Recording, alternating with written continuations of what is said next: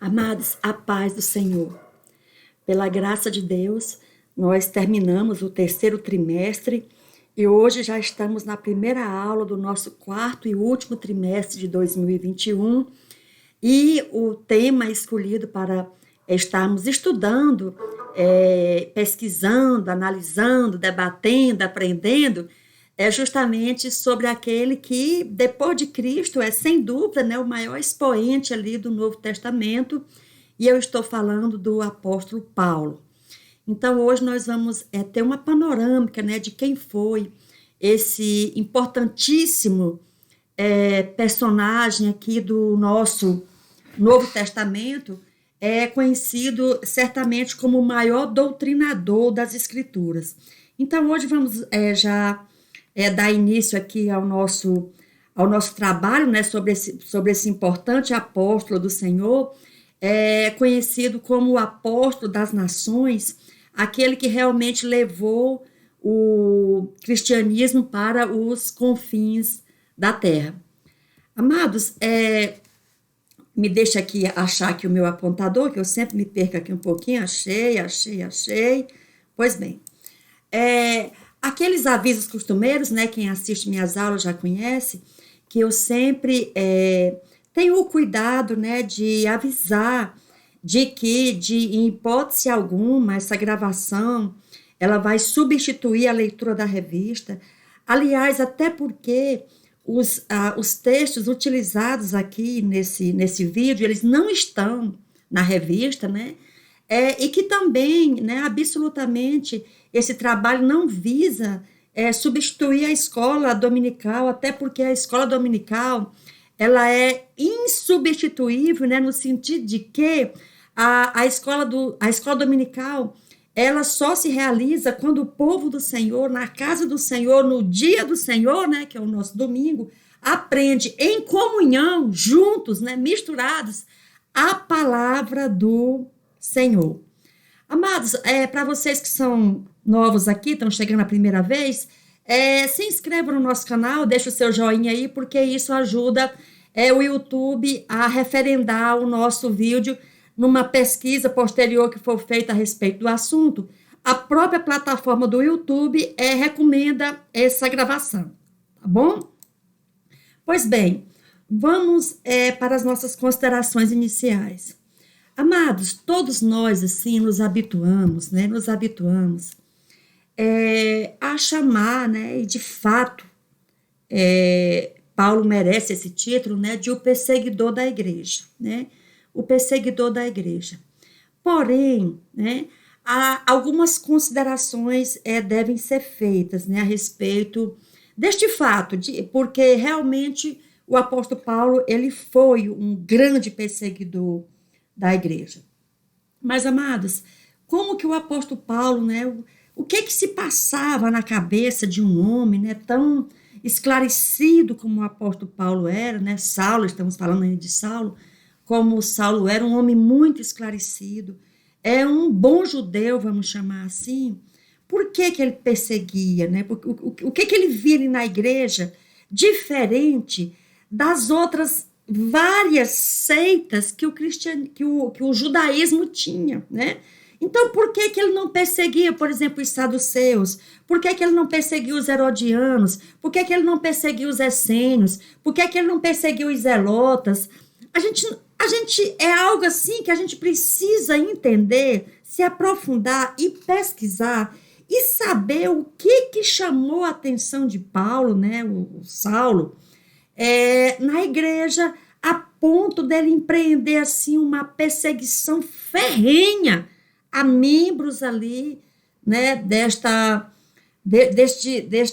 segmento, digamos assim, né, tido como um segmento ali do judaísmo. Nós de fato, vamos ver que não foi um segmento, foi uma ruptura mesmo, mas assim, num primeiro momento, parecia o quê? Aos olhos de todo mundo, né?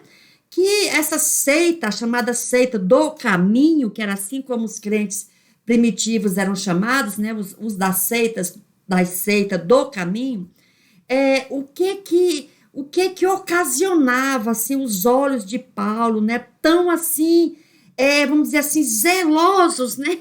Mais do que zelosos, digamos assim, em cima ali da igreja. Então, vamos verificar da onde teria vindo essa ojeriza que Saulo sentiu ali de membros ali da igreja primitiva, né? Então, vamos aqui às nossas considerações iniciais. Por que é interessante, amados, a gente chamar a atenção? Olha, a gente costuma dizer que nada é de graça, né? Que nada nasce grande, o que nasce grande é monstro, né? Mas assim, nada é de graça, tem uma razão, né? Tem uma razão.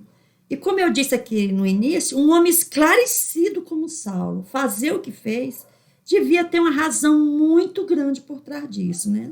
E é essa razão que a gente vai começar a investigar agora. Amados, em primeiro lugar, vamos falar sobre um fenômeno chamado helenismo. E já digo de imediato que a esse respeito eu tenho um vídeo, né, chamado O Período Interbíblico, que trata aí do helenismo, né? Eu vou, inclusive, deixar o link desse vídeo, vou deixar na descrição desse vídeo atual aqui, né? Eu vou colocar o link desse vídeo que já está na minha plataforma. Pois bem, o que era o helenismo? Amados, o helenismo, ele foi assim uma difusão, né? Vamos dizer assim, um espalhamento da cultura grega pelo Oriente, né? A cultura grega ali, o Ocidente, ou seja, o modo de vida do Ocidente sendo levado para o Oriente. Lembrando que aquela região ali da Palestina é Oriente, né? O chamado Oriente Médio, mas é Oriente. Então, mais ou menos nos anos 300 aí, antes de Cristo, né? Com a questão ali de Alexandre o Grande, né? o Império Grego, o Império Macedônico, com Filipe da Macedônia, que foi o pai de Filipe de Alexandre o Grande.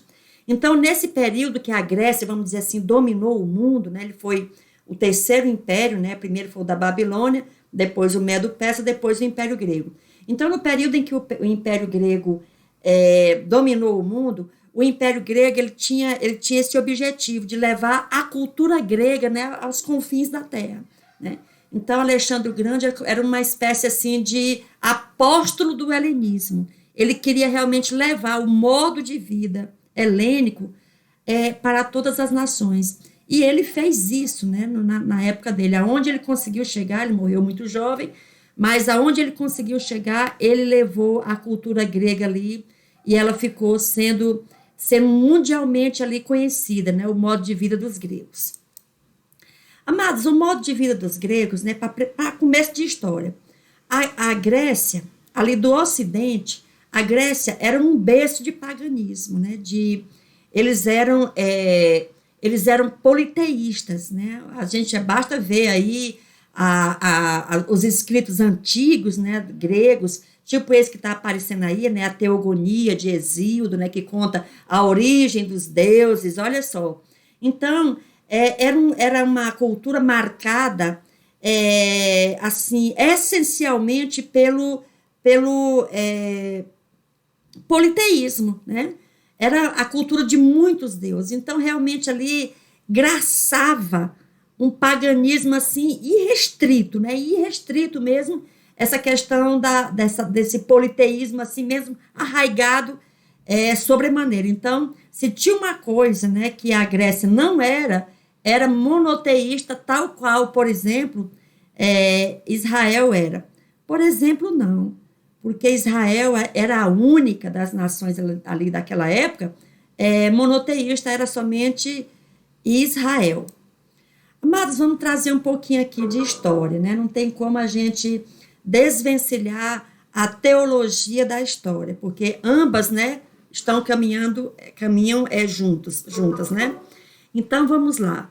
Após a morte de Alexandre o Grande, né, em 323 a.C., ele morreu ainda bem jovem, né? Alexandre o Grande tinha aí, salvo engano, 33 anos, ainda era um jovem, né, quando morreu. Então, quando ele morre, ele não deixou filhos, né? Há certas polêmicas que ele tinha filhos sim, tá? Mas a verdade é que ele não deixou descendente, pelo menos não reconheceu nenhum descendente para deixar ali o vasto império que ele conquistara. Pois bem, então o que é que fez Alexandre o Grande? Quando ele morre, ele deixou para 4 de seus generais, né, essas áreas aqui, que até conhecida aqui do Império. Ó. O Império era tudo isso aqui, né? Então, essa parte aqui ele vai deixar para um, essa parte aqui ele deixa para outro, essa parte fica com outro e esse aqui, né, com mais um dos seus generais. Mas o que vai nos interessar é esses dois aqui, essa sequência aqui, ó. Ptolomeu aqui, o general que ficou com as terras do Egito, e Seleuco, o general que ficou com as terras aqui do Oriente, né, incluindo aqui a Síria, né, toda essa região aqui. Porque esses dois aqui, ó, logo, logo vão ser engolidos por esse aqui, né? Então, eles se juntam aqui, tomam contra esses aqui, derrotam, e eles passam a ser os senhores do mundo, aqui os dois. Então, esse aqui, aí, lógico, né? Como é a praxe, eles se uniram para atacar o inimigo comum. E quando vence o inimigo comum, eles vão agora lutar entre si. E essa luta aqui entre eles, entre essas duas dinastias aqui, a dinastia de Ptolomeu e a dinastia de Seleuco, vai ser particularmente nociva aqui para Israel, né, que estava aqui, ó, exatamente aqui. Porque ora Israel ficava aqui sob o domínio do Egito, ora Israel ia ficar sob o domínio aqui da Síria, né, que era justamente essa possessão aqui que ficou com Seleuco. Nós vamos dar início aqui. Só voltando um pouquinho, amados, aqui rapidamente, olha, enquanto Israel aqui teve sobre o domínio aqui dos egípcios, né, dos Ptolomeus aqui, era bom para Israel. Tanto é que nessa época aqui, vocês estão lembrados que o pessoal aqui traduziu a Bíblia, né, dos judeus aqui, o Velho Testamento, a famosa versão dos 70, né, a Septuaginta, foi aqui promovida por esse povo, por esse governo aqui. Então, quando Israel se encontrava sob o domínio aqui do Egito, as coisas até que eram bom para Israel, boas. Mas quando Israel ficava sob o comando aqui, né, da Síria, né, de Seleuco, dessa dinastia Seleucida, aí a coisa, como diz o outro, pegava, né? E pegava de tal forma, né, que posteriormente desse lugar aqui vai sair um governante, né, uma espécie de anticristo chamado Antíoco Epifânio. Esse homem fez tanta loucura aqui, tanta perversidade, tanto desrespeito aqui com Israel, que vai ocasionar a famosa Guerra da Independência Palestina, né? Ou a Revolta dos Macabeus, porque os líderes, né, eram da família Macabeus. E essa história, na nossa Bíblia, não está registrada, né? Mas na Bíblia Católica, no livro de 1º e 2º Macabeus, essa história ela é contada em pormenores, né? E os irmãos que tenham curiosidade podem pegar os livros na Bíblia Católica e lê-los, né? É uma leitura histórica, é um registro ali da independência dos judeus, e é bem interessante realmente que a gente saiba como isso aconteceu. Amados, essa revolta, né, a revolta dos Macabeus, ela se deu nesse período aqui de 167 a 164 a.C., durou aí 4 anos, né, foi uma guerra muito, muito sangrenta, muito terrível, né, porque o que aconteceu? Quando esse Antíoco Epifânio, né, ou Epífanes, ele subiu ao poder, ele quis helenizar ali os costumes judeus. E, entre outras coisas, ele profanou o templo, né? Os judeus tinham todo um costume, né? Tinha uma lei mesmo, né? A lei cerimonial, certos alimentos, por exemplo, os judeus não comiam e não comem até hoje. Então, Antíoco Epifânio, ele não respeitou, né? Não respeitou a tradição aqui dos antigos, né? Dos antigos judeus, a dos pais ali dos judeus. Ele não respeitou e profanou o templo, né? Por conta dessa profanação, e foi uma profanação terrível, né? Para vocês terem uma ideia, ele pegou o templo ali de Salomão e ali sacrificou uma porca em honra a Júpiter, para vocês, só para terem uma ideia, né? Mas isso aí foi o de menos que ele fez, porque coisa pior ainda fez, né? Fez coisas assim impensáveis, né? O que Antíoco Epifânio fez ali para, tipo, afrontar a religião dos judeus, né? Afrontar ali os costumes judaicos. Então, amado, como eu disse, foi uma guerra muito terrível, né? E os judeus resistiram de forma brava mesmo, de uma bravura assim, de um povo realmente ali forte no sentido de ir até o fim, não arredaram, né?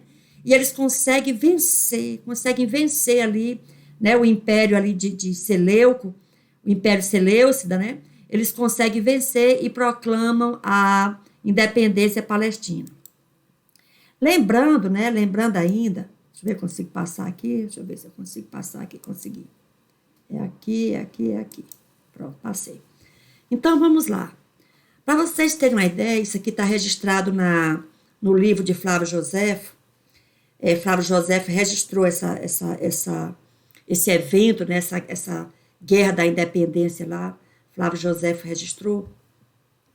Para vocês terem uma ideia, entre outras coisas que Antíoco Epifânio fez, ele pegou uma mãe, né, uma viúva. A viúva tinha alguns filhos ali, né, tinha me parece que 5 ou 7 filhos, uma coisa assim. Então, ele pega o filho dela, pega o filho mais velho, empala o filho, enfia um espeto, né, nele, e aí corta a cabeça dele, né, corta as pernas, e enfia um espeto como se ele fosse assim um porco, né, e começa a assar, rodando assim, para a mãe dele ver, e a mãe dele vendo. Fez isso com o primeiro, fez isso com o segundo, fez com o terceiro, tudo na frente da mãe. Por fim, fez a mesma coisa com a mãe. Então, por conta de coisas dessas aí e outras, a revolta explodiu na Palestina sob o comando dos macabeus, né? E então, tudo isso, por quê? Porque esse Antíoco Epifânio, ele queria impor o helenismo ali, os costumes gregos, para que o povo ali, judeu, recebesse aqueles costumes. Ele queria helenizar o povo judeu, né? E só lembrando, meus amados, aqui rapidinho, agora vocês vão entender, assim, que daqui a pouco isso vai fazer sentido, por que o apóstolo Paulo viu na igreja primitiva ali um perigo, a ponto dele começar implacavelmente destruir ali certos elementos dentro da igreja, certas pessoas, né, ali dentro da igreja primitiva. Por bem, lembrando, né, que nessa época aqui, lá na Judéia, deixa eu ver aqui qual é o próximo quadro, que de repente tem algo mais... não, vim aqui, ó. Lembrando que nessa época aqui na Judéia, se formou 2 partidos. O partido dos helenistas, que apoiava que esse povo aqui introduzisse a cultura grega aqui, eram os chamados inclusivos, né? E tinha aqui os tradicionais, que não aceitavam. Os judeus, vamos dizer assim, puro sangue aqui, que não aceitava isso, né? Então, por fim, Antíoco Epifânio fez todas essas atrocidades aqui dentro com o apoio de judeus helenistas. Os judeus de fala grega fizeram tudo isso, profanaram o templo, fizeram atrocidades terríveis ali para destruir o judaísmo, para acabar com as tradições dos antigos, né? Então, tudo isso, esse povo de fala grega fez, com o apoio dos judeus da dispersão, da diáspora. Judeus de fala grega que se juntaram com Antíoco Epifânio para destruir a tradição dos antigos. A verdade foi isso. Destruir a própria cultura dos judeus aqui. Então, helenista nessa época, por exemplo, depois dos macabeus aqui, helenista passou a ser uma figura execrada mesmo, né? Ninguém dava aqui estia, vamos dizer assim, para helenista, não, né? Então, amados, o que é que vai acontecer? Para vocês terem uma ideia, no tempo de Jesus, o judaísmo ele tinha várias seitas, muitas seitas, né? Tinha a seita dos herodianos, que era o povo que aceitava o governo de Herodes, o governo romano, né? Tinha outros piores ainda, né? Que além de aceitar o governo romano aqui na figura de Herodes, ainda recolhia imposto, cobrava imposto aqui para Roma, que esses eram muito, muito mal vistos, né? Tinha os saduceus, que embora fosse um povo menor, mas era um povo assim que tinha maior expressão ali, tipo financeira, né? Econômica, era assim, o povo de uma casta mais rica, e desses saduceus saíam muitos sacerdotes, a maioria dos sacerdotes eram dos saduceus. Saduceu era um povo assim materialista, irmãos, eles não criam nem em ressurreição e nem em anjo, né? Tinha os fariseus, amados, que eram uma seita, que dava muito valor, que cuidava muito ali da tradição oral, né, da lei. Tinha os escribas, que eram mais afeitos à tradição escrita, né, eles eram escribas. Tinha os essênios, que era um povo assim mais separado, assim mais esquisitão, lá para a montanha, né? Tipo como se fosse assim uns monásticos e tal. Tinha os zelotas, que era o partido assim, tipo dos terroristas, que queria assim que Israel conquistasse novamente a independência que tinha sido conquistada lá atrás pelos macabeus, que posteriormente eles vão perder, né, essa independência ali para Roma, tudo. Então tinha os zelotas que queriam uma revolta novamente, assim, ansiavam por uma revolta para novamente ficarem independentes. E dentro dos zelotas tinha ainda uns piores ainda, mais radicais ainda, que eram os chamados sicários.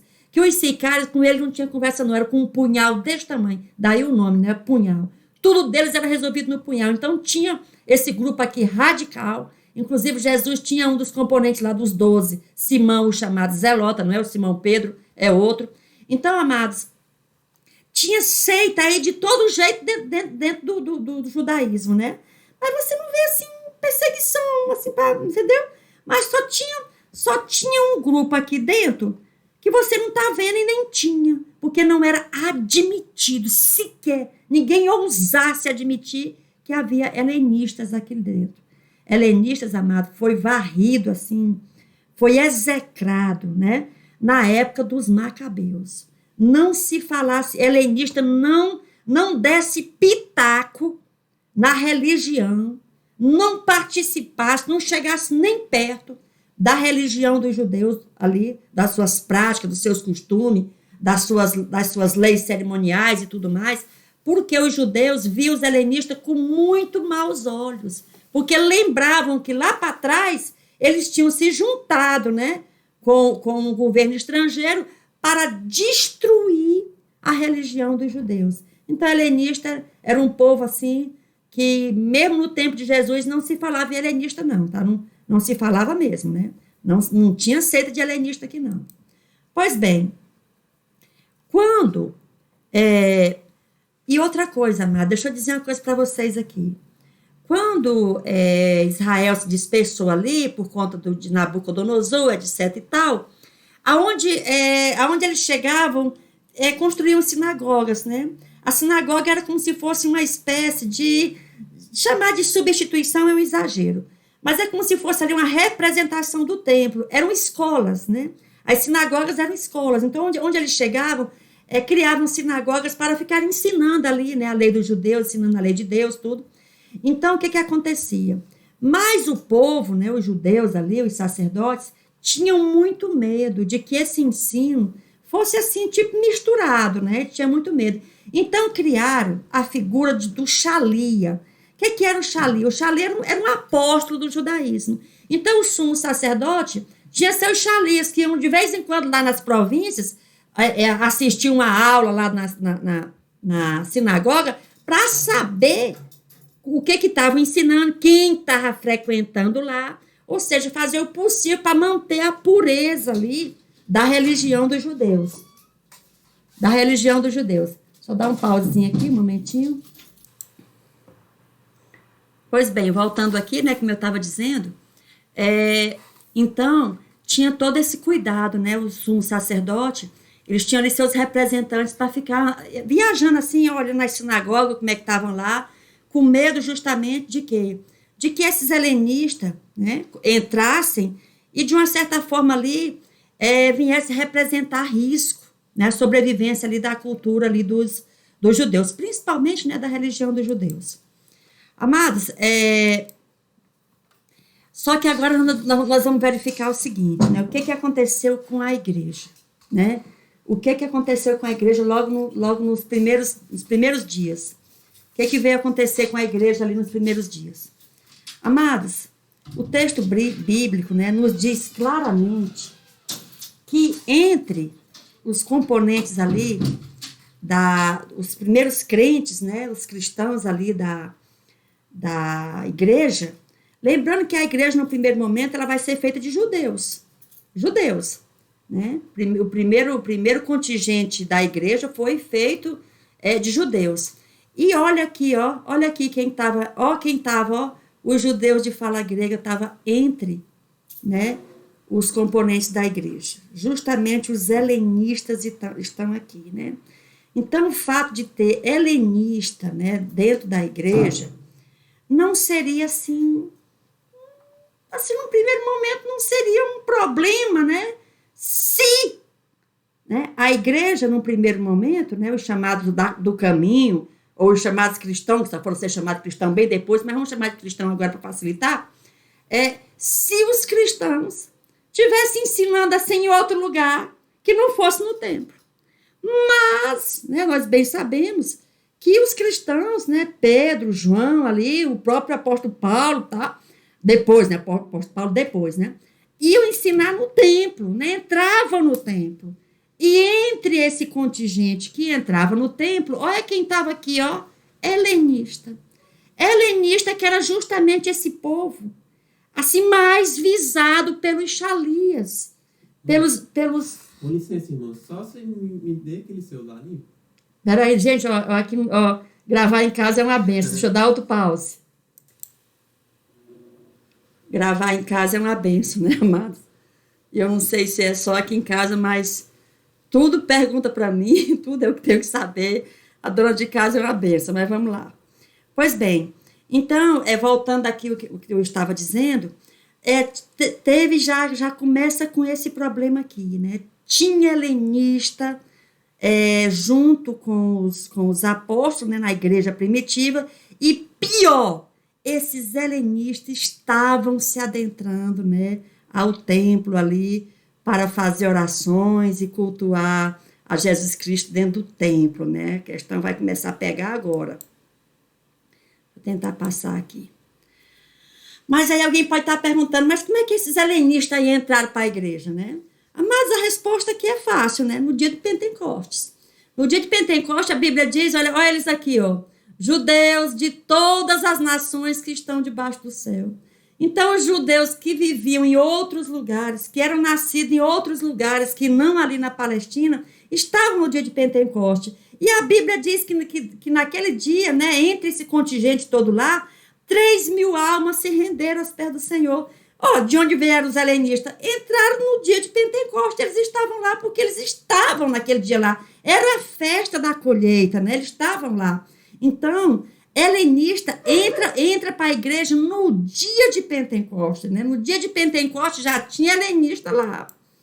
Então, amados, o que acontece? Nós conhecemos pelo texto bíblico, né, que a igreja vai crescer, olha. Só na primeira pregação de Paulo ali, de Pedro, foram 3.000 almas, né? E a igreja continua crescendo exponencialmente. Bom, com a igreja crescendo, criou-se, apareceu, né? Uma benção a igreja ter crescido, mas com o crescimento vieram os problemas, né? Os obstáculos. Então, o que acontece, né? A Bíblia diz que as viúvas de fala grega, olha só, começaram a reclamar que não estavam sendo assim assistidas, né, socialmente ali pela igreja. Então, o que fizeram? Separaram 7 líderes, todos eles de origem grega, né? 7 líderes helenistas, 7 líderes de nome grego, né? Entre esses, Estevão. Todos 7 eram helenistas, né? Então, o que acontece? Começa aí um problema. Por quê? Porque esses helenistas, como eu disse, né, começam a frequentar o templo, né, a estar ali junto com os apóstolos, né, com aqueles judeus que agora pregavam sobre o caminho. Até aí ninguém se importou muito, até porque, amados, deixa eu dizer uma coisa para vocês aqui. Não nos enganemos, né? Os 12 apóstolos, 12, aliás, os 11, né? Depois Matias nem se conta que Matias não aparece praticamente, não se relata nenhum ato dele ali, tudo. Então, o que acontece? Os apóstolos, em que pese pregarem Jesus, mas os apóstolos continuaram observando, isso é verdade, né? As tradições, os costumes e as leis judaicas. Eram homens circuncidados, né? Guardavam o sábado, né? Não comia carne de porco, etc, etc. Não comia com incircunciso. Vocês estão lembrados de Pedro lá, né? Da história toda. Pois bem, então esse povo não era mais uma seita, os apóstolos não representavam perigo, né? O problema era quem estava com os apóstolos, né? Eram os helenistas, né? Eram os helenistas. Então, quando acontece, né? E aí nós vamos ver, mas na figura de Estevão, na verdade, ele foi como se fosse um precursor do futuro Paulo, né? Do futuro Saulo. Porque Estevão e os helenistas, de um modo geral, tiveram assim, de uma forma entenderam primeiramente o que era a salvação pela graça. E Estevão começa a pregar a salvação pela graça, né? E começa a dizer que essas leis cerimoniais não eram mais necessárias, que, por exemplo, o templo era cada um agora era templo do Espírito Santo, que o véu tinha sido rasgado de meio a meio, que não havia mais necessidade da intercessão do sacerdote. Meu Deus, quando começaram a pregar isso, o que os Chalias pensaram, né? Disse, olha aí, ó os helenistas de novo aí, vai começar tudo de novo, né? Daqui a pouco vão estar sacrificando porca dentro do templo. Foi o que pensaram, né? E aí, irmão, a perseguição vai começar, né? Em cima dos helenistas, né? Que teve como aqui Estevão, o primeiro Marte, né? Primeiro Marte. Estevão foi o primeiro helenista Marte. Então, amados, o que acontece, né? Aqui nós vemos um pouco aqui do discurso, né? De Estevão ali. Um discurso, amados, que na verdade já estava de carta marcada, né? Ele morreria de qualquer maneira, né? Porque inclusive ali durante o discurso, ele disse realmente, ele afirmou que Deus não habitava em templo feito por mãos de homem. Então isso foi tido como uma afronta diretamente, um descaso, né, com o templo, algo assim imperdoável. E nós percebemos aqui, ó, aquele que Estevão, né, está discursando aqui, está falando, daí a pouco quando ele diz aqui, olha, que Deus não habita em templo feito por mão de homens, a gente percebe que aqui em seguida ele é interrompido, ele não deixa mais nem ele falar e partem para cima dele, né? Aí é quando o discurso, quando Estevão diz, homens de dura cerviz, né? Ou seja, nesse momento a gente percebe que houve uma interrupção aqui naquela conversa, né? Naquele discurso que Estevão vinha, quando eles já partiram aqui para cima de Estevão, né? Porque Estevão tinha falado contra o templo, né? Isso era inadmissível. Então, amados, o que acontece? Estevão morreu apedrejado, né?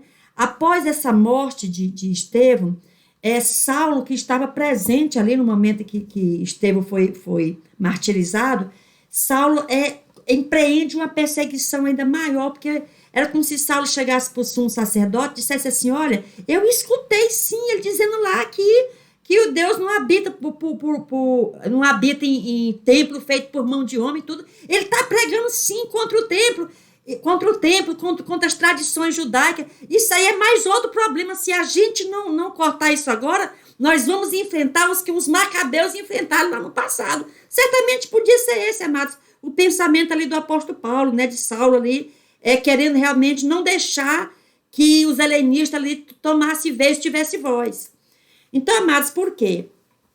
Porque 3 pilares ali sustentavam, né, e sustentam até hoje, né, o judaísmo. É a lei, né, o cerimonial, o templo e as boas obras. E, segundo eles, né, Estevão estava se opondo aqui a esses dois, ó, a lei cerimonial e o templo. Então, assim, era morte por apedrejamento que de fato aconteceu. A gente sabe, amados, que no discurso ali, o discurso de Estevão, ali a sua condenação foi por falsas testemunhas, né, que disseram coisas ali que realmente o Estevão não disse, não fez, mas semelhante ali ao julgamento ali de Jesus Cristo, né, foi feito um julgamento forjado, né, com testemunha comprada, tudo. Então eles mataram, né, Estevão ali. E é interessante, amados, que Estevão, ao morrer, ele morre assim, muito parecido com Cristo, né? O que ele diz no final, ele diz, olha, meu Deus, em tuas mãos entregue meu espírito. E tipo assim, perdoa eles porque eles não sabem o que fazem, né? Estevão terminou dizendo a mesma coisa ali no momento da morte. Amados, é o seguinte, aí como eu disse, né, após a morte de Estevão, vai haver uma grande perseguição ali agora dos judeus ali contra, né, a igreja primitiva, né, contra a comunidade ali dos cristãos. Só que já em Atos capítulo 8, eu gostaria que vocês prestassem atenção nisso bem aqui, ó. Aquilo que eu estava falando, ó. Perseguia todos, exceto os apóstolos. Por quê? Porque os apóstolos, como eu disse, continuaram, a verdade foi essa, mas continuaram ali em Jerusalém com a vidinha muito parecida quando eles eram ali eles eram praticantes ali do judaísmo. Não mudou nada, não mudou assim, essencialmente nada. Eles continuaram sendo ali zelosos da tradição, então não ameaçava ali aquele povo que estava ali, aqueles xalias, como eu disse, que estavam ali para preservar os costumes judaicos. Então, os apóstolos mesmo, ninguém perseguia, não. Está dizendo aqui, ó, ninguém perseguia. Olha aqui, ó, exceto os apóstolos. Ou seja, indubitavelmente, amados, não era os cristãos de uma forma geral que Saulo perseguia, não. Eram os judeus cristãos de língua e cultura grega, ou seja, os helenistas, né? Dos quais Estevão era um representante, né? E seus companheiros ali. Então, amados, voltando agora um pouquinho aqui para a gente entrar na pessoa de Saulo, a gente fez essa panorâmica, né? Para vocês entenderem da onde vinha esse sentimento de Saulo, de ser tão zeloso da lei, né? De perseguir tanto a igreja. A igreja, parte dela, né? Como eu disse, perseguir helenista da igreja. Então, Paulo nasceu em Tarso, né? Da Cilícia, como nós sabemos. Lembrando, amados, que Tarso não era assim uma cidade pequena, né? Ao contrário, era um centro ali cosmopolita de cultura grega. Só lembrando que Saulo, na verdade, ele também era um helenista, né? Ele não nasceu em Jerusalém, ele não nasceu na Palestina, ele nasceu ali na Cilícia, que era ali um protetorado ali uma possessão ali dos gregos, né? Uma possessão dos gregos. Então, ele era também, né? Ele era de nascimento, ele era um helenista, né? Mas aí nós sabemos, né, que o pai dele, né, os pais, tiveram cuidado, talvez ainda ele muito pequeno ainda, de mandarem para Jerusalém, né? Possivelmente a infância e a juventude do apóstolo Paulo foi em Jerusalém, justamente para que ele fosse assim alguém instruído e cuidadoso dos costumes judaicos, né? Nós vamos ver mais adiante que, inclusive, o mestre dele foi o famosíssimo, né, Gamaliel, neto do não menos famoso Hilel, que eram ali exponentes da cultura judaica. Olha aqui onde ele nasceu, né? Tarso. Era aqui, ó. Hoje, amados, Tarso é onde fica a moderna Turquia, né? Mas era essa região aqui que ele nasceu. Então, ele nasceu, mas ele veio viver por aqui, ó. Por aqui assim, ó. Aqui na região da Palestina, né? Ele vem para cá, ó. Ele vem para cá justamente para não ficar aqui sem contato aqui com suas raízes, né? Então, ele era zeloso, né, do judaísmo, porque ele que se criou aqui e aprendeu toda a cultura e as leis aqui dos judeus. Como eu falei aqui, né, ele era também um judeu da dispersão, porque ele estava ali vivendo, ele não nasceu ali na Palestina, ele era mais da tribo de Benjamim, né?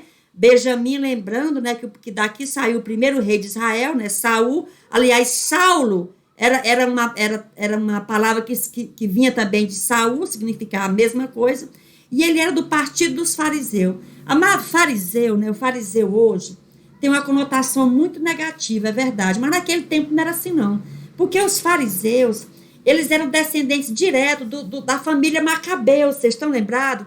Daquela família que foi responsável pela independência palestina, entendeu? Então, essa família, ela cuidou de de ensinar de modo que nunca mais eles pudessem cair no risco que eles correram de ficar na mão, por exemplo, de povos de mentalidade diferente da deles, né? Por exemplo, os helenistas aí. Então, o que acontece? O fariseu, o nome dele significava separado. Era um povo assim, amados, eles tinham assim o povo, de um modo geral, a sociedade, eles tinham muita credibilidade assim diante da sociedade, né? Tinha alguns hipócritas, certamente tinham, mas não eram todos que eram hipócritas, né? E o apóstolo Paulo ele vinha dessa descendência aí, ele vinha dessa cultura mais sangue puro, né? Mais sangue puro por ser justamente desse partido fariseu, que era o partido mais zeloso da lei, era justamente os fariseus. Então, amados, aqui, olha, a dispersão, né, esse judeu da dispersão era isso aqui, amados. Estão lembrados que a gente estudou que alguns judeus, né, foram levados pela Síria, depois pela Babilônia, e vai indo, Medo-Persa e tal. Então, todo esse povo que sai aqui da sua região aqui, ó, que sai daqui, ó, para viver em outros lugares aqui, eram chamados judeus da dispersão. E posteriormente, com o Império de Alexandre, passaram a ser conhecidos como os judeus helenistas, né? Os judeus de cultura grega. A infância e a adolescência do apóstolo Paulo. Amado, ninguém sabe. Logo de cara pode dizer que ninguém sabe, né? Há quem diga que muitíssimo provavelmente ele tenha passado toda a infância dele, né? Em Jerusalém, né? A infância e a juventude de Jerusalém, justamente para se aproximar da cultura puro sangue, vamos dizer assim, e ser realmente esse fariseu instruído e zeloso dos costumes judaicos. A data de nascimento do apóstolo Paulo. Amado, ninguém sabe ao certo, né? A verdade é que os estudos assim mais acurados nesses sentidos apontam que Paulo teria nascido na época em que Jesus tinha 12 anos de idade, quando Jesus estava naquele templo lá, fazendo pergunta para os doutores, naquele tempo ali, possivelmente nasceu o apóstolo Paulo. Lembrando que o apóstolo Paulo, ele não conviveu com Jesus, assim, né? Presencialmente, ele não conviveu com Jesus. Deixa eu interromper aqui.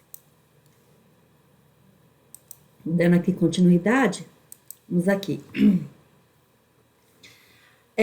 Então, voltando aqui à questão da infância, né, do apóstolo Paulo, tem todas essas considerações a respeito. Há quem diga que ele viveu em Tarso mesmo, mas há quem diga, como eu já mencionei anteriormente, que ele tenha vivido a infância e a juventude aqui em Jerusalém, aos pés, né, do famoso Gamaliel. Gamaliel aqui, amados, como eu disse aqui, como eu já mencionei, ele era, vamos dizer assim, o maior expoente, né, de ensino ali da Palestina. Era esse rabino chamado Gamaliel, neto desse Hilel. Hilel foi um dos fundadores do Sinédrio, né, para vocês terem uma ideia. Então, assim, era um homem realmente de uma cultura muito vasta, de um conhecimento muito vasto, e foi aos pés desse homem que o apóstolo Paulo ali veio a ter a sua formação teológica, a sua formação acadêmica ali, aos pés de Gamaliel. Mas lembrando, né, que Paulo, ele era um erudito, né? Ele falava vários idiomas, né? Era um homem de uma cultura muito vasta, muito ampla, era muito estudioso, lia vários livros, conhecia várias culturas, conhecia a filosofia, porque nós vamos ver que em um dos discursos dele, ele cita filósofos gregos, tudo. Então, era um homem, assim, de um conhecimento, assim, exacerbado, né? Ele era realmente, assim, uma enciclopédia ambulante, né? O apóstolo Paulo era muito, muito, muito erudito. Lembrando também que o apóstolo Paulo, ele tinha dupla cidadania, né? A Bíblia diz isso. Ele era judeu de nascimento, né? Mas tinha cidadania romana. Isso também nos leva a crer que ele era de uma família importante, porque a cidadania romana era comprada por muito dinheiro, né? Ou então, se a pessoa prestasse um serviço muito relevante ao Estado, né, podia conseguir também a cidadania romana. Não sabemos como os pais aqui de Paulo conseguiram, porque quando o apóstolo Paulo nasceu, ele mesmo disse que já era romano de nascimento. Então, quando ele nasceu, a família dele já tinha cidadania romana. Então, a família do apóstolo Paulo, amados, era alguém de muito rica, né, família muito rica, ou de muito prestígio, ou quem sabe as duas coisas juntas, né? Mas o que era ter cidadania romana, né? Ter cidadania romana era contar com alguns privilégios, né? Por exemplo, a pessoa, num julgamento, ele podia apelar para César, como se fosse uma espécie de STF hoje, né? Apelava para César. Quem tinha cidadania romana não era açoitado antes da condenação. Antes de ser condenado à morte, ele não era açoitado, por exemplo, como Jesus foi. E falando em Jesus, quem tinha cidadania romana não podia ser morto na cruz. Por quê? Porque Roma entendia que crucificação era só para bandido da pior espécie, né? Então, um cidadão romano não podia ser bandido da pior espécie, gente da pior espécie, né? Daí porque o apóstolo Paulo, ele não sofreu crucificação como um cidadão ralo, né? Ali uma pessoa rala, não. Posteriormente, nós sabemos que o apóstolo Paulo, ele vai morrer nas mãos do Estado romano, mas não será por crucificação. Amados, lembrando, né, ainda voltando aqui um pouquinho, né, sobre Estevão, que é importante a gente dizer, que quando Estevão, né, foi apedrejado, as vestes de Estevão, né, foram jogadas ali aos pés do apóstolo Paulo. O apóstolo Paulo ficou, vamos dizer assim, com as vestes de Estevão na mão, né, possivelmente aconteceu isso. Lembrando que eu já falei, né, que Saulo era um xalia. Quem era esse xalia? Era aquele que recebia autoridade oficial para liderar as perseguições. E nós sabemos que o apóstolo Paulo, como ele mesmo diz, ele recebeu carta, né, carta do sumo sacerdote para sair caçando helenista onde achasse um. Outra pergunta, né, isso é interessante. Paulo era casado? A gente sempre escuta, né, alunos fazem essa pergunta para a gente. Paulo era casado? Amado, é o seguinte, a resposta é sim, Paulo era casado. Alguns dizem que posteriormente ele ficou viúvo, possivelmente. Mas, né, esse livro História Eclesiástica, escrito pelo bispo Eusébio de Cesareia, cujo ministério foi de 263 a 340 da nossa era, ele diz que o matrimônio de Paulo era comprovado. E só lembrando que esse livro ele é editado pela CPAD. Então, baseado nessa informação extra-bíblica, é verdade, mas a gente pode sim afirmar que o apóstolo Paulo era casado. E tem outros indícios, né? O apóstolo Paulo, ele fazia parte, né, do Sinédrio. O Sinédrio, quer dizer, a gente dizer que ele fazia parte é muito arriscado, mas muitíssimo provavelmente ele fazia parte, sim, do Sinédrio, né? E o que era o Sinédrio? O Sinédrio era um tribunal religioso que é composto de 71 membros e eles tinham que ser, né, por exigência do Sinédrio, os membros, aqueles que votavam, eles tinham que ser casados, né? Então, por tudo isso, a gente pode afirmar assim que o apóstolo Paulo era casado. Dando continuidade aqui, em relação, amados, a gente afirmar que o apóstolo Paulo era casado, lá em Atos 26, do versículo 9 a 11, o próprio apóstolo Paulo dá uma pista aqui bem quente nesse sentido de que ele era, sim, membro do Sinédrio, né? Porque diz que quando os condenados, né, os acusados ali, estavam para ser, no caso que já eram condenados mesmo, né? Quando os condenados estavam para ser executados, ou seja, mortos, né? Ele dava o voto, então ele votava. Então, se ele votava, ele era, sim, membro do Sinédrio. Punindo-os muitas vezes em todas as sinagogas. Olha aqui, ó, ele ia nas sinagogas para verificar o que estava ensinado lá e, conforme o que estivesse ensinando, obrigar a pessoa a fazer uma retratação. E se não fizesse retratação, era morto por apedrejamento, como Estevão foi, né? Foi justamente o que aconteceu com Estevão. Ele foi lá olhar, viu que Estevão estava falando alguma coisa que não estava assim 100% conforme o que era para ser dito ali segundo as regras do judaísmo, né, as leis do judaísmo. Então, por isso mesmo, Estevão foi apedrejado e morto. Amados, por que o apóstolo Paulo, né, ele era tão contra, né, a questão, por exemplo, de pregar Jesus Cristo, né, crucificado? Porque para o grande sinédrio, né,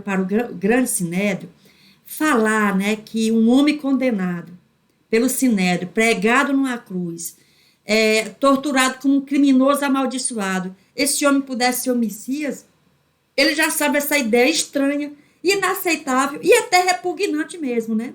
Até porque também lá a lei, né, dos judeus, está lá no livro de Deuteronômio, dizia que todo aquele que fosse pendurado numa estaca, ou seja, pendurado numa cruz, era considerado amaldiçoado de Deus. E na visão deles lá, de Saulo e dos demais ali, essas palavras, elas se aplicavam claramente a Jesus Cristo, né? Então, em hipótese alguma, um Paulo da vida lá, um Saulo da vida lá, ia, por exemplo, aceitar a pregação de um Messias que tinha morrido crucificado, né? Isso para eles era realmente uma loucura, né? Como mais tarde ele vai dizer. Amados, é o seguinte, o apóstolo Paulo, ele mesmo dizia que ele era muito zeloso pela tradição dos meus pais, ele diz isso.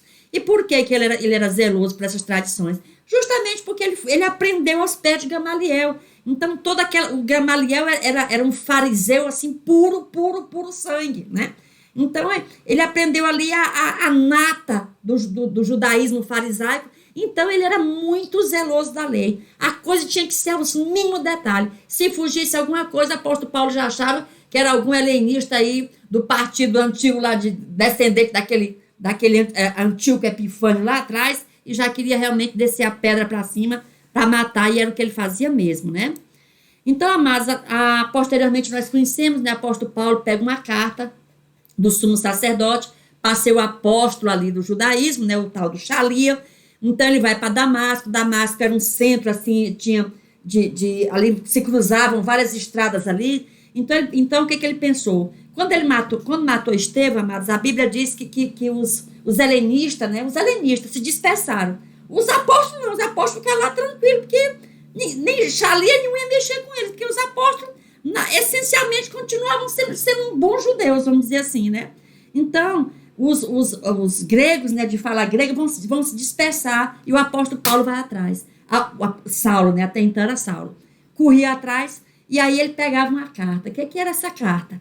Essa carta era autorização para matar, né? Para prender, para levar preso, para levar arrastado lá para Jerusalém, para quando chega lá matar. Com certeza, o sujeito não ia sobreviver, não, né? A família que fosse pega ali não ia sobreviver, não. Então, quando ele chega ali em Damasco, amados, né, nós sabemos a história, né, da visão que ele teve, né? E ali ele vai de perseguidor, ele vai passar a ser perseguido. Um pouquinho aqui falando sobre Damasco. Amados, Damasco ficava ali cerca de 200 quilômetros, né, de Jerusalém. Então, ele pega aquela carta ali e sai respirando ameaça, né? Doido para pegar um helenista lá, pegar qualquer um que tivesse pertencendo a esse caminho, né? Já sabia que era um helenista ali para levar para Jerusalém, para ali ser apedrejado. Então, amados, o que acontece? Ele mesmo disse que ele arrastava para fora de casa, onde ele soubesse que tinha ali um cristão ali, né? Um helenista ali, um cristão helenista ali. Ele pegava homens e mulheres, arrastava para fora de casa e levava para a prisão, e dava o voto dele para a morte, né? Ou seja, a pedra primeiro saía da mão dele. Então, amados, ele cai do cavalo, né? Ele cai do cavalo, literalmente cai do cavalo lá na entrada de Damasco. E aí, o que acontece? Em Damasco, vai ser justamente ali onde ele vai começar a pregar o evangelho da graça. Olha só, ele perseguiu os helenistas, porque os helenistas pregavam o evangelho da graça. Lembrando, amados, que apóstolo não pregava o evangelho da graça, não. Lá na frente vocês vão ver tudo. Tem aquela confusão com Pedro e Paulo, já lá em Antioquia, e o próprio Barnabé, porque qualquer descuido, os apóstolos ali voltavam às suas antigas origens. A verdade é essa. Apóstolo nenhum ali andava pregando o evangelho da graça, não. Quem pregou o evangelho da graça mesmo, quem vai romper no primeiro momento são os helenistas e posteriormente o apóstolo Paulo, que vai aderir ao helenismo, né? Então o apóstolo Paulo aqui, naquele momento que ele cai ali em Damasco, né? Ele fica cego, nós conhecemos a história, tudo. Então, quando ele volta ali da casa de Ananias, quando ele volta da casa de Ananias ali, ele já volta convertido, ele já é um cristão ali, pregador do evangelho da graça, tudo. Então, no primeiro momento, ele é perseguido já na própria Damasco ali, por conta dos seus companheiros, que ele ia acompanhado, né? Tinha um grupo com ele aqui. Então, esses próprios companheiros não aceitaram, começou uma perseguição a partir dos companheiros dele mesmo, né? Então, ali ele foge, amados, para o deserto, né, da Arábia, ele fica um tempo lá. Depois ele volta para Damasco de novo, e lá também, mais uma vez, ele é perseguido, teve que fugir por um cesto lá para não morrer, né, sendo descido por um cesto lá por os muros para não ser morto. Então, o que acontece? Aqui, ó, aqui a descida dele num cesto aqui. Então, a partir de agora, mas aonde o apóstolo Paulo tivesse, a perseguição agora era em cima dele, né? Ou seja, aquilo que eu falei, né? De perseguidor, ele passou a ser perseguido. Então, ele volta para Damasco, né? Ali ele tem uma fuga dramática, ajudada ali por outras pessoas, ou senão ele morreria lá em Damasco, matariam ele. De Damasco, amado, ele vai para Jerusalém, né? Já tinha passado já quase 3 anos da conversão dele, ele vai para Jerusalém. Quando chega em Jerusalém, também todo mundo ficou desconfiado, porque a fama dele de ruim já tinha corrido, né? Todo mundo sabia quem era Saulo, né? Perseguidor. Então ali ninguém quis receber ele, ficaram com medo dele. Precisou que Barnabé conversasse com os apóstolos lá para poder receber ele.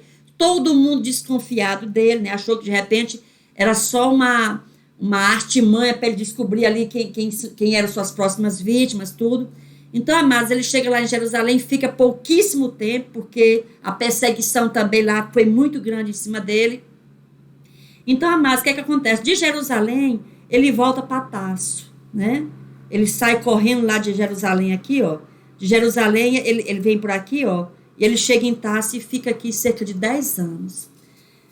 Os chamados 10 anos de silêncio de Paulo, né? Que ninguém sabe o que ele fez aqui. Talvez não tenha sido de tanto silêncio assim, né? Porque há quem diga, amados, que durante esse tempo, aquelas igrejas que estão lá em Atos 15, 41, tenham essas comunidades, né, religiosas ali, cristãs, tenham sido criadas ali, estabelecidas pelo apóstolo Paulo. Eu creio nisso, porque um homem que estava, amados, no afã de pregar o evangelho, não ia ficar 10 anos ali quieto, né?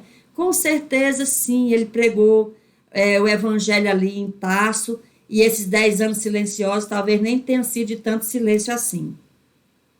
Aí, amados, vai começar, né? Então ele fica aqui 10 anos aqui, né, em Tarso.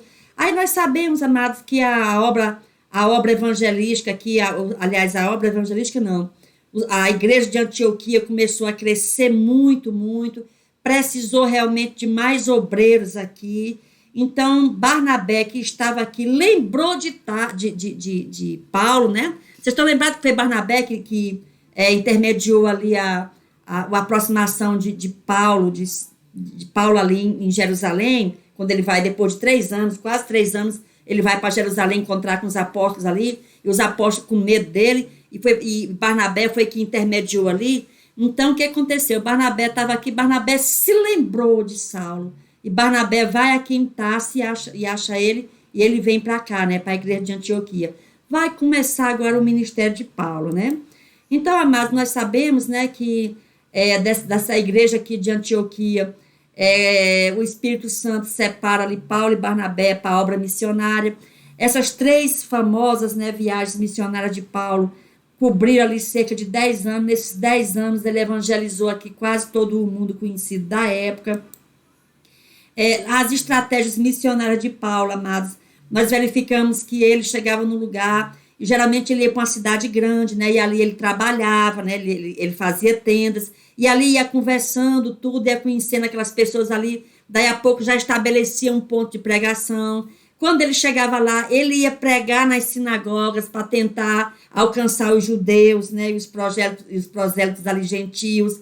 Ele focava, né, a pregação dele na comprovação de que a nova dispensação, ou seja, a dispensação da graça, era o cumprimento da lei, né, e das profecias do Antigo Testamento. A gente vê esse cuidado de Paulo, né, de explicar para seus ouvintes judeus esse acontecido, né? Ele também observava as características culturais do lugar, né? E conforme a cultura do lugar, ele achava um meio de se entrar ali e pregar para essas culturas diferentes. Ele mantinha contato com essas comunidades que ele estabelecia, ele mantinha contato por cartas, né? Às vezes por visitas mesmo pessoalmente, e ele tinha esse cuidado de enviar essas cartas por mensageiros de confiança, né? Para realmente chegar ao destinatário.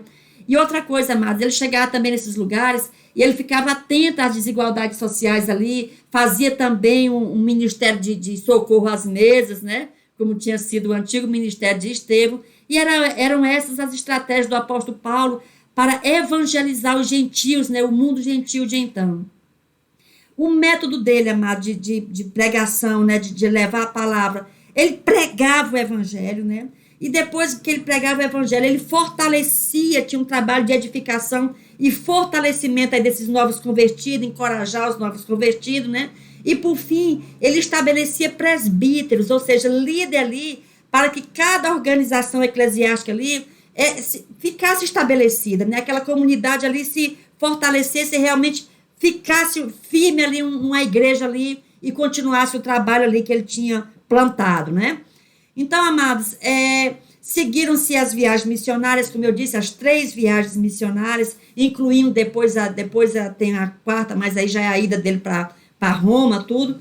Então, por conta disso, nós podemos dizer assim, com todas as letras, que o apóstolo Paulo, depois de Jesus Cristo, é o maior expoente, sim, do cristianismo, né? A morte do apóstolo Paulo, amados, a morte do apóstolo Paulo se deu em Roma, provavelmente no ano 67, né?